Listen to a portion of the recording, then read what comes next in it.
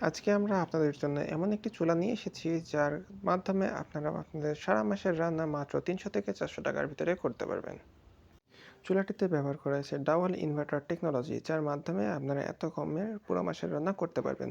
চুলাটি ২২০০ watt হওয়ার কারণে আপনার চুলাটি তাপ বেশি উৎপন্ন করবে এবং রান্না হবে দ্রুত।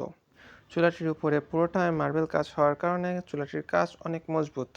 চুলাটিতে ব্যবহার করা হয়েছে ডাবল হিটারের ইনভার্টার কয়েল, যার কারণে আপনারা আপনাদের প্রয়োজন মতো সাইজ ছোট বড় করে নিতে পারবেন।